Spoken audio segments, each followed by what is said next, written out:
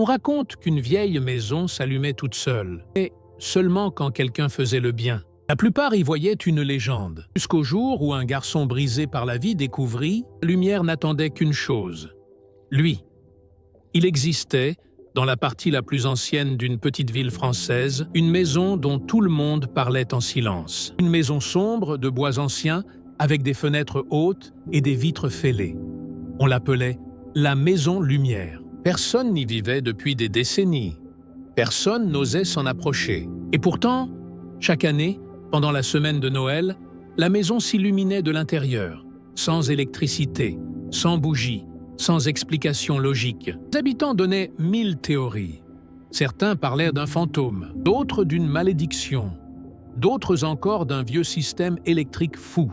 Mais personne ne connaissait la vérité. De 11 ans, Émile décida de découvrir ce que personne n'avait jamais compris. Il n'était pas attiré par les mystères. Il cherchait autre chose. Rappelle qu'il existait encore un peu de magie dans un monde où ses parents venaient d'annoncer qu'ils allaient se séparer juste avant Noël. Une nuit glaciale de décembre, Émile passa devant la vieille maison.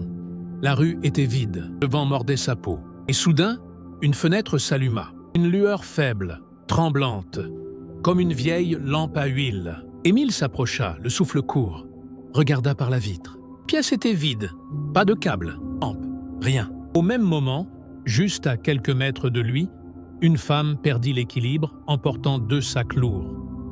Un inconnu se précipita pour l'aider. Et exactement au moment où l'homme toucha les sacs, une deuxième lumière s'alluma dans la maison. Émile recula, frappé. Ce n'était pas un hasard. Le lendemain, il revint. Il observa la rue pendant des heures, frigorifié, jusqu'à voir une petite fille partager son goûter avec un camarade qui pleurait. Et encore une fois, une troisième lumière apparut derrière les vitres poussiéreuses. La maison réagissait, au bien.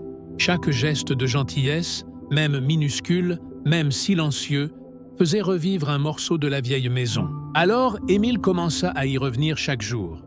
Un petit carnet entre les mains, assis sur le trottoir, attendant que la rue révèle ses bontés secrètes. La maison s'illuminait peu à peu.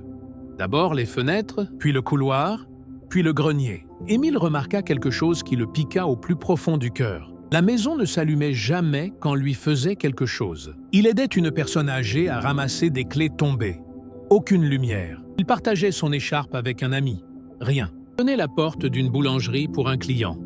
Silence. Il commença à croire que la maison ne réagissait pas à lui.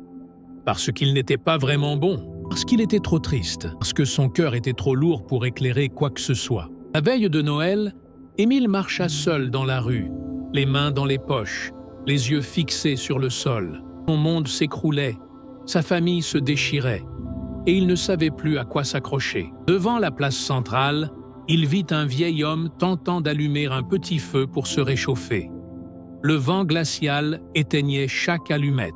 Personne ne s'arrêtait. Émile resta immobile, puis fit un pas, puis un autre, et arriva près du vieillard. Sans dire un mot, il coupa le vent de ses 2 mains, protégeant la flamme fragile.